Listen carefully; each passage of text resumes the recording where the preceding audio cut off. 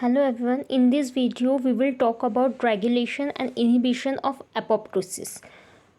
यहाँ पर रेगुलेशन की सबसे पहले बात करें तो रेगुलेशन में क्या होता है, BCL2 फैमिली है। BCL2 फैमिली जो है दो पार्ट में डिवाइड है, प्रो एपोप्टोटिक और एंटी एपोप्टोटिक। प्रो एपोप्टोटिक में हमारे पास रहेगा BH1 2 3, इस तरीके से ये जीन रहेगा जिसमें BH1 BH2 BH3 रहेगा।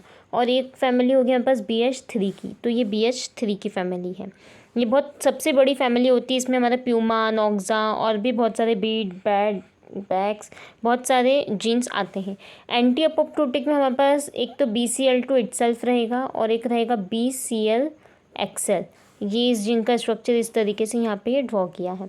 अब क्या होता है कि जो प्रो एपोप्टोटिक प्रोटीन्स हैं ये ही एपोप्टोसिस की प्रोसेस को कैरी आउट करते हैं। एंटी एपोप्टोटिक मतलब कि ये तो रोकते हैं, इनहिबिट करेंगे। यहाँ पर ये जो BH1 2 3 है इस तरीके से माइटोकॉन्ड्रिया की मेम्ब्रेन पे प्रेजेंट होते हैं ये BH1 2 3।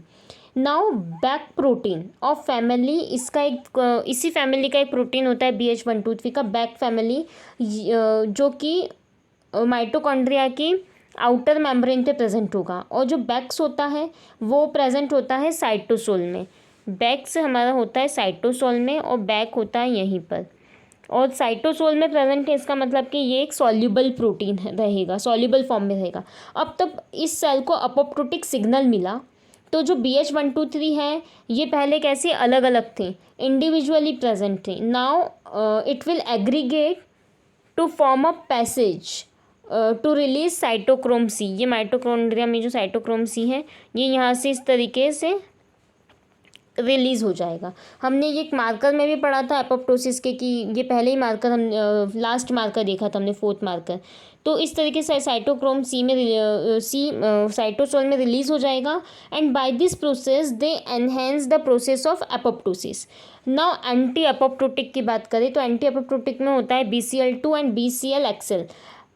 these proteins will not allow process of apoptosis, they inhibit BH1 2 3। इस तरीके से ये इसे इनिबिट कर देगा और इनिबिट करेगा BH1 2 3 को। तो ये एग्रीगेट नहीं होंगे, तो अगर एग्रीगेट नहीं होंगे तो यहाँ से ये जो साइटोक्रोम C है ये माइटोकॉन्ड्रिया से साइटोसोल में रिलीज़ नहीं हो पाएगा।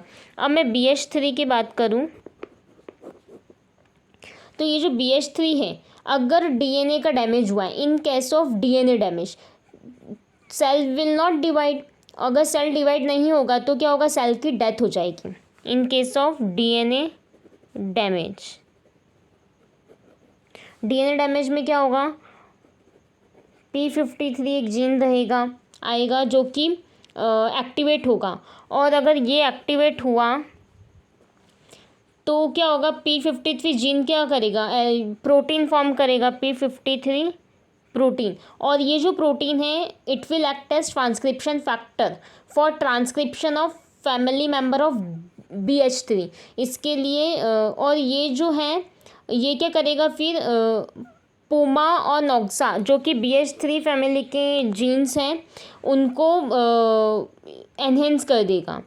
और ये जो BCL2 BCLXL है इनको ब्लॉक कर देगा। और अगर ये ब्लॉक हुए तो मतलब वही वापस से कि एग्रीगेशन नहीं होगा BH1 2 3 का, और इस तरीके से ये वापस से वैसे नहीं जाएगा। ये एक कंडीशन है BH3 की। सेकंड कंडीशन होती है, ये तो DNA डैमेज की कंडीशन। एक कंडीशन होती है स्ट्रेसफुल कंडीशन, या यूँ कहूँ absence of growth signals, absence of growth signals. इस कंडीशन में क्या होगा, इस कंडीशन में मैप काइनेज जो है कैस्केड वो एक्टिवेट होता है। ये किसको एक्टिवेट करेगा, मैप काइनेज कैस्केड को एक्टिवेट करेगा और it lead to the formation of protein.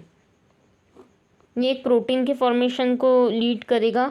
और ये जो प्रोटीन रहेगा which are member of family Bim, ये भी BCL2 BCLXL को ब्लॉक करेगा। मतलब ये हम ये देख रहे हैं कि कैसे ये BCL2 और BCLXL इनहिबिट हो रहे हैं या ब्लॉक हो रहे हैं। तो इस तरीके से होगा, DNA डैमेज होगा in the absence of growth signal.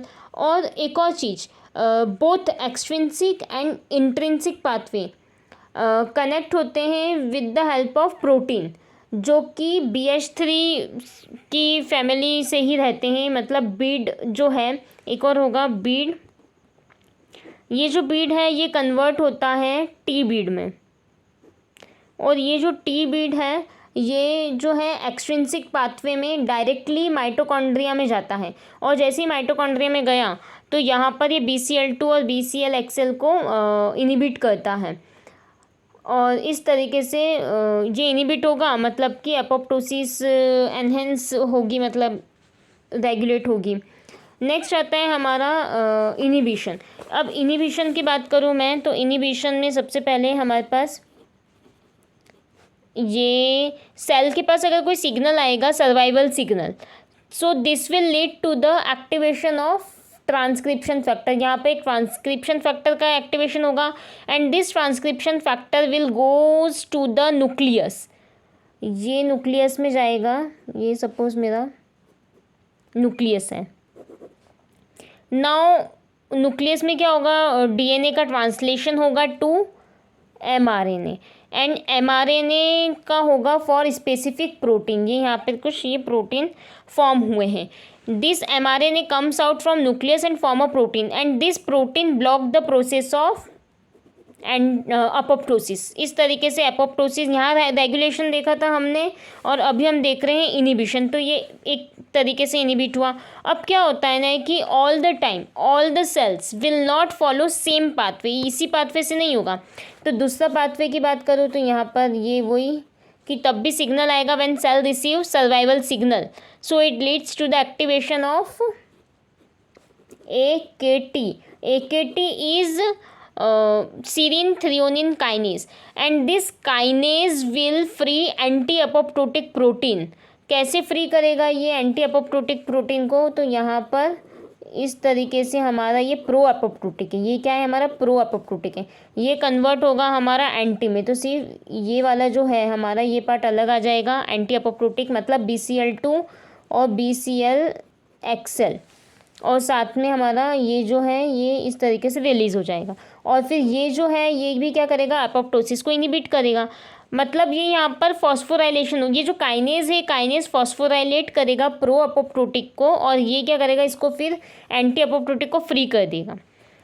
ये सेकंड केस हुआ। तीसरे केस में क्या होगा, when cell receive survival factor signal or survival signal, it activate the MAP kinase cascade, MAP kinase cascade को एक्टिवेट करेगा, and it ultimately going to activate the kinase, और ये क्या करेगा काइनेस को एक्टिवेट करेगा, and that kinase will phosphorylate IAP। अगर suppose ये यहाँ पे हमारा IAP है, एंटी IAP कह सकते हैं, या तो हम एंटी IAP जो है inhibited by MAP kinase cascade, इससे ये इसको इनिबिट कर देगा। और जैसे ही ये फॉस्फोराइलेट होगा, ये सपोज यहाँ पर ये फॉस्फोराइलेट हुआ, तो फॉस्फोराइलेट होकर ये क्या हो जाएगा, ये पहले एक्टिव था तो ये अभी कैसा हो गया, इनएक्टिव फॉर्म में आ गया। और जैसे ही ये इनएक्टिव हो जाएगा तो anti IAP no more available for blocking of IAP, तो IAP यहाँ पर फ्री हो जाएगा। IAP जैसे ही फ्री होगा it will inhibit the apoptosis. ये अभी हमने देखा था ना, इस तरीके से है हमारा ये IAP, तो ये फ्री होगा और ये अपोप्टोसिस को इनिबिट करेगा। अब एक और कंडीशन, ना तो ज़्यादा अपोप्टोसिस अच्छा है ना कम अपोप्टोसिस अच्छा है। अगर ज़्यादा अपोप्टोसिस होगा तो सेल अननेसेसरी अगर कील हो रहे हैं तो नर्वस सिस्टम, जैसे एक बार सेल कील हो गए मतलब नर्वस सिस्टम फ्यूचर के लिए भी डैमेज हो गया, इसलिए हम कहते हैं ना नर्वस सिस्टम के सेल्स एक बार, ब्रेन के सेल्स एक बार कील हुए मतलब वो वापस से नहीं आएंगे, तो इसलिए एक्सेस एपोप्टोसिस बुरा है। और अगर लेस एपोप्टोसिस की बात करूँ, कम भी अच्छा नहीं है, क्योंकि कोई भी सेल की डेथ ही नहीं होगी, तो इवन डैमेज सेल की भी, मतलब उस केस में जो P53 जीन है हमारा वो कैसा रहेगा, इनएक्टिवेटेड फॉर्म में रहेगा, तो फिर वो क्या करेगा, ट्यूमर फॉर्म करेगा। So this is all about apoptosis. Thank you.